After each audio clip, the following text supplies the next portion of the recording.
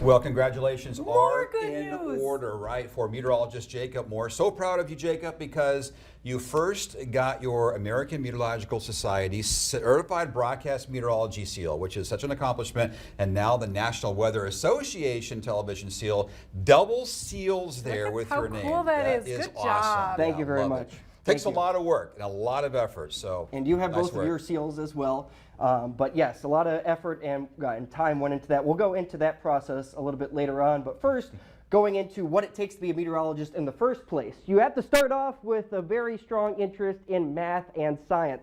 So when I was growing up, I loved math and science classes in elementary and high school, had my home weather station tracking what conditions were in my neighborhood. But then you have to pursue a degree in meteorology. And the courses that you have to go through in college include 4 semesters of calculus, a statistics course, 2 semesters of physics, and a chemistry class. Those are within your first couple of years in college. Then you apply those classes to the specific meteorology classes. So you learn about all these complicated physics and math equations and apply them to dynamics and thermodynamics, which really tell the motions of the atmosphere, how our atmosphere behaves, how precipitation forms, and all of those processes.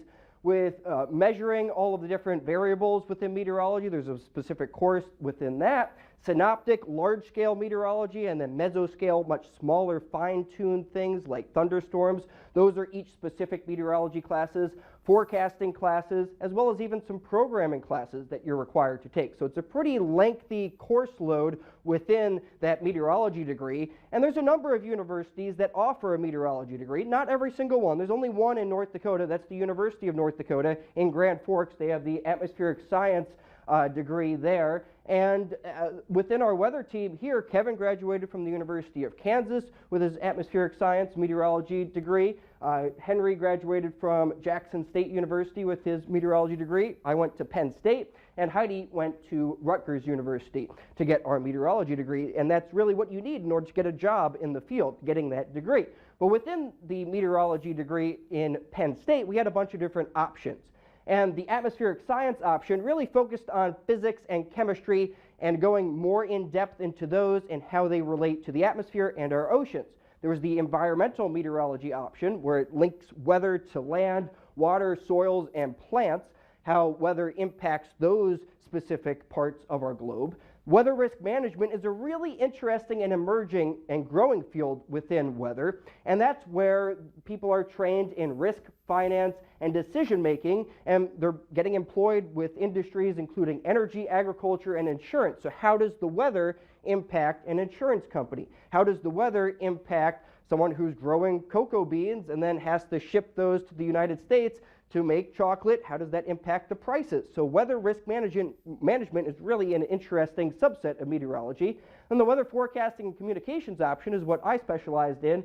So that goes from science reporting to television broadcast meteorology and web design to all of the different things that I do on a daily basis as a broadcast meteorologist. And we got a lot of training with communicating the weather story with that option. So employers of meteorologists, let's go through these here.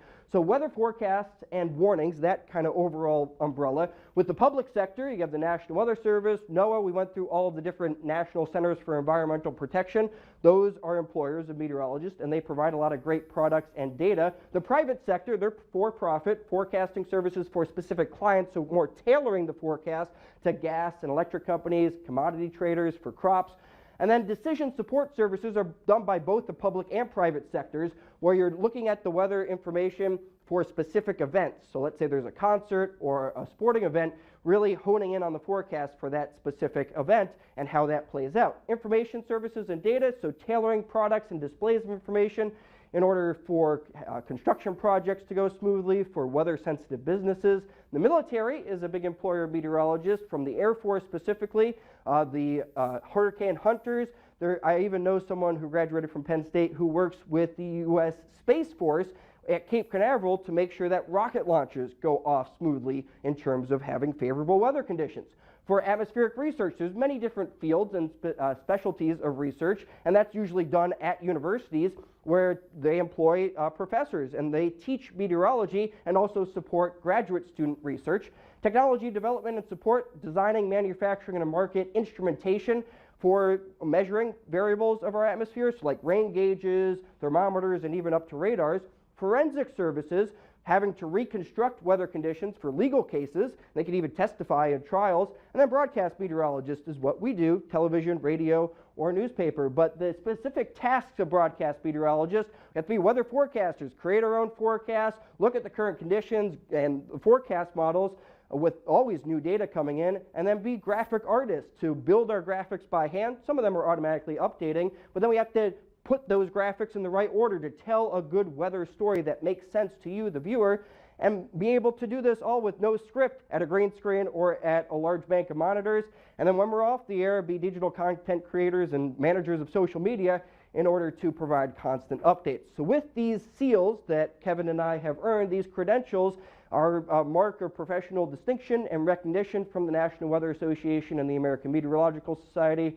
You have to have that degree from an accredited college, you have to pass certain exams, and you have to have certain weathercasts evaluated by your peers. And once you go through all those specific steps, then you can earn that seal of approval, which I'm very proud that I've accomplished. I know when I got mine, I was like, yes, yes, finally, because it's like a lawyer passing the bar, right? Yeah, I mean, well, it's really an accomplishment. It really is. amazing. Thank you. We are very proud of you. We're Thanks. proud of you too, Kevin. It's just old news. The whole team. And we're all Yes. assembled for hopefully tomorrow's information at your fingertips to know how to stay safe. Yeah, That's we're what it's all lucky to about. have all of you. Yeah. Thanks, Jacob.